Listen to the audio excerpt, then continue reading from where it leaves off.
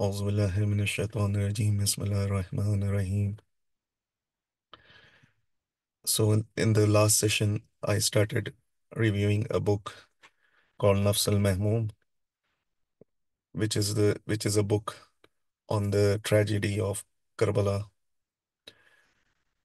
Last in the last session, I started reviewing translator preface and mentioned about Shahada, the importance of Shahada, and in today's session, I will continue to read from the translator's preface, and in that, translator is giving some background on this of the before what happened before the event of Karbala.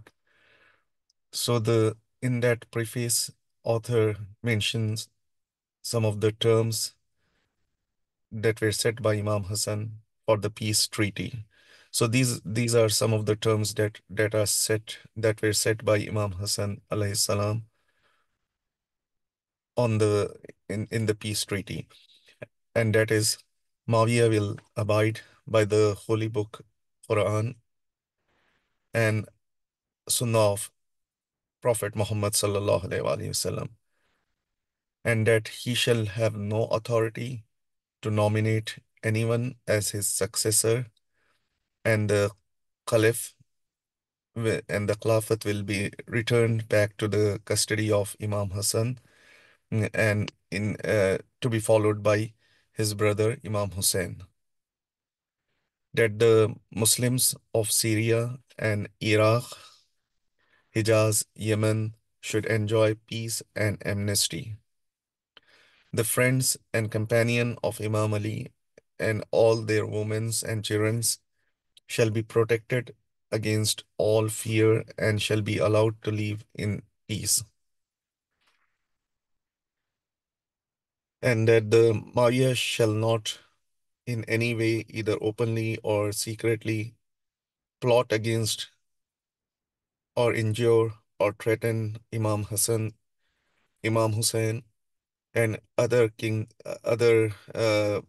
related people from the family of Holy Prophet, and he will abstain from afflicting any loss of life or property directly or indirectly to the members of Imam's family,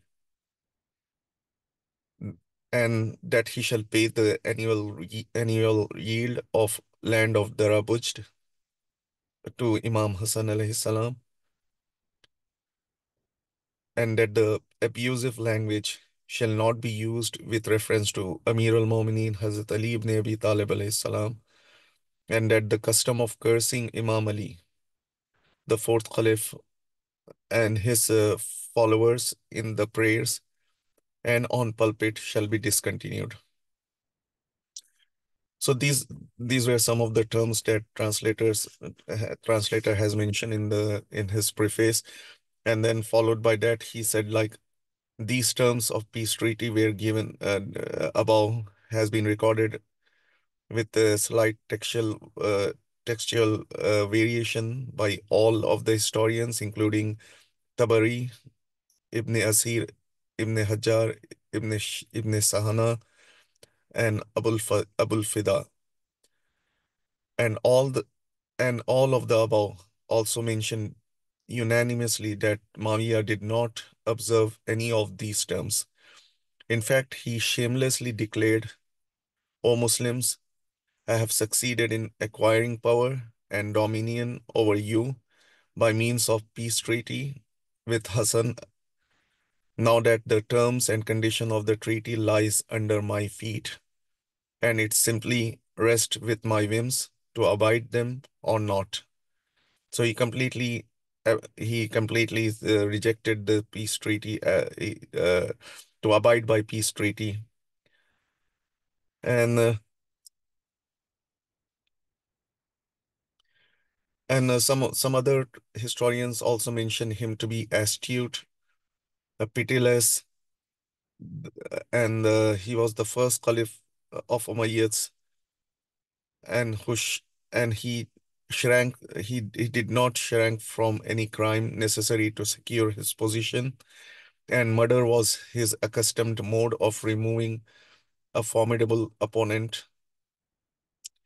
And when Mawiya sensed his term uh, that his end was near, he feared that the Khilafat would revert back to younger brother of Imam Hasan alayhi salam after his death, as was specified in the terms of peace treaty. So, in furtherance to his own design, and at the suggestion of some of the people like Mughira ibn Shaba, he started taking the oath of allegiance to his son Yazid, thus securing the Khilafat in his own family. So Muawiyah's son Yazid, according to some historians like Philip's Heti, Muawiyah, son of Yazid, is described uh, as the first confirmed drunkard among the caliphs, and who won the title of Yazid Khumur, or the Yazid of wine. And uh, Yazid did not, like his father, possess the capacity to clothe his cruelties in the guise of policy.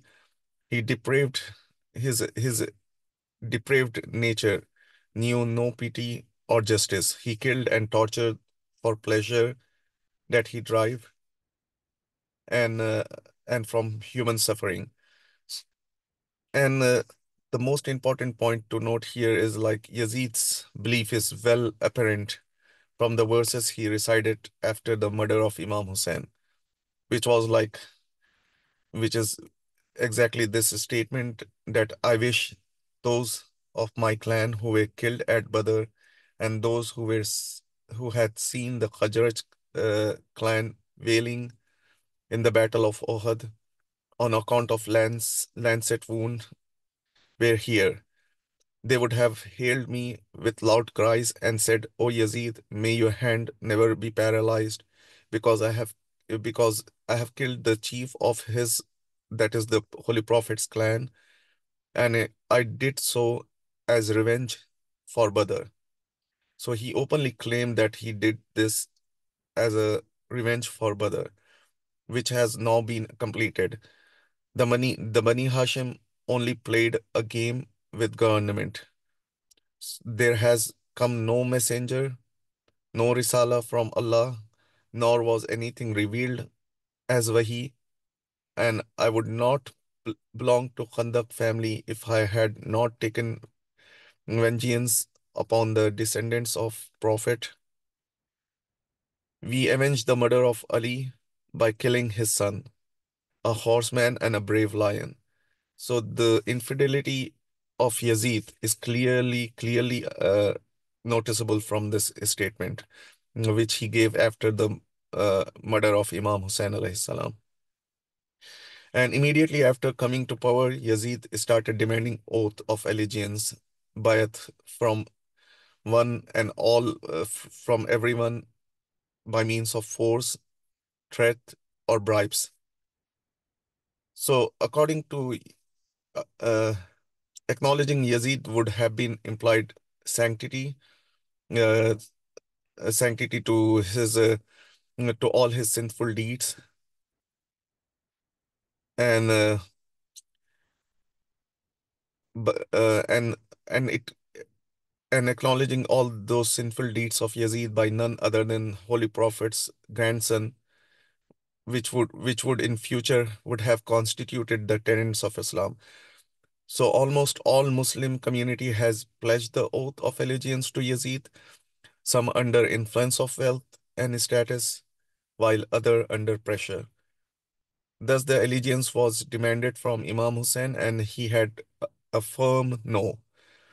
That no of Imam Hussain has enraged Yazid, but if you think like why a single vote of Imam Hussain mattered uh, so much, but this single vote is not simply a vote, but it was like a veto.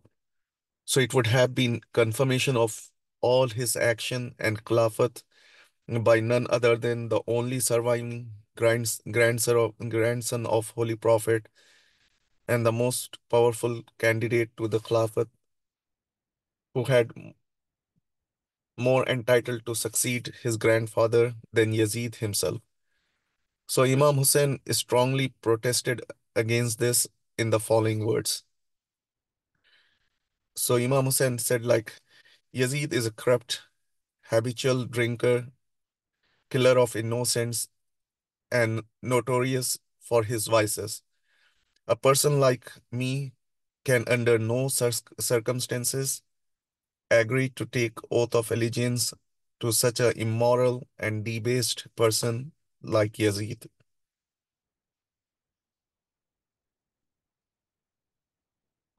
So whoever accept the slavery of Yazid by swearing at his hand was spared, and otherwise he was subjugated.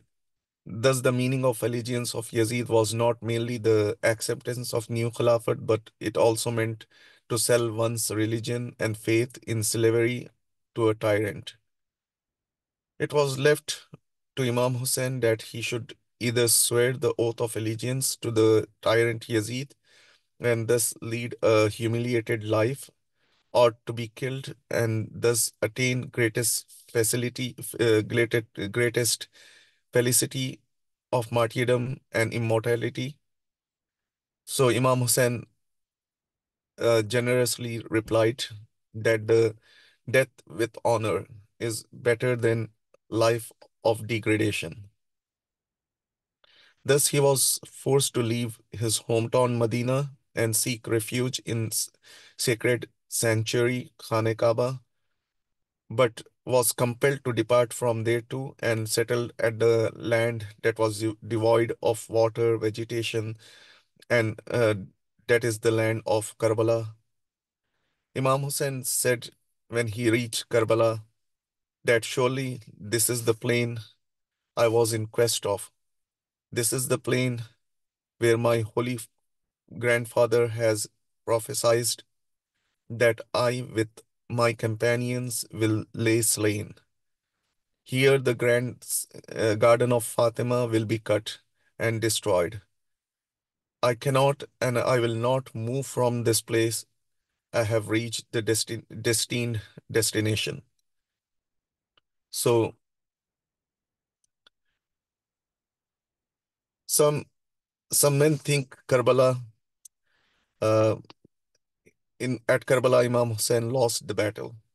But if one tries to understand the personality of Imam Hussein and Yazid in the light of their respective aims and objectives for which they fought the battle, Imam Hussein was decidedly the victor in the fulfillment of his objectives. The mission of Imam Hussein was not to allow Yazid to undo the spiritual and moral treasures of Islam, which Yazid was bent upon destroying. Some historians, like Soren, has said that the tyrant dies and his rule ends, and the martyr dies and his rule begins. Then I would like to quote. Then I would like to quote some. Uh, then I would like to quote some of the books that the translator has quoted in his uh, preface, and these are the top three books of history uh, which the translator has referred. The top one is the pioneer in his field, Asbagh bin Nabata, who died in 140 Hijri, one of the distinguished companion of Imam Ali, and who was very much alive during the tragedy of Karbala. He was the first one to compile book on martyrdom of Imam Hussein alayhi salam, and followed by Jabir bin Yazid Jofi, who died in 128 Hijri, and a companion of Imam Muhammad al-Baqir and Imam Jafar Sadiq alayhi salam. And following them was Abu Makhnaf Lut bin Yahya bin Sayyid Azdi, who died in 157 Hijri. And Abu Makhnaf has the opportunity to meet and personally interview those who were present in Karbala and directly relate from them. So he wrote the renowned book named as Maqtal al-Hussain. And then in the author's preface, author also uh, mentioned some of the books that he has gathered that from which he has gathered this report. So among them is like this is the whole list of like 18 books of history that the author has referred to gather this report. And some of the few of those which I would like to highlight is uh, Al-Irshad from Sheikh Mufid, 413 Hijri, and this blessed alim is buried at the foot of is buried near the feet of Imam Al-Jawad in Kazamain. Then another one is Tariq al-Rusul wal-Muluk by Tabari. He died in 310 Hijri. And some other like Maqatilat Talabiyin from Abul Faraj Isfahani Zaidi, and he died in Baghdad in 356 Hijri. And some other to note here mm, uh, is Al-Aqdul Farid by Abu Umar Ahmad bin Muhammad and Muhammad Maliki, and he died in 338. Manaqib uh, Ali Abu Talib by Muhammad bin Ali Sarawi, and he died in 588 Hijri. And then uh, Masirul Ihzan by Jafar bin Muhammad bin Jafar Hilli, renowned as Ibn Nima, the teacher of Allama Hilli. He was the teacher of Allama Hilli, and he died in 645 Hijri. And then the last one is uh, Tasliyatul Majalis uh, with by Muhammad ibn Abi Talib Musawi Hairi, from which Allama Majlisi has quoted in the 10th volume of his Biharul Anwar. And so these are the some of the books which were referenced by the author to gather this report. So here I'm going to end this session today, and inshallah I will continue from this book in the next few sessions. Jazakallah khairan.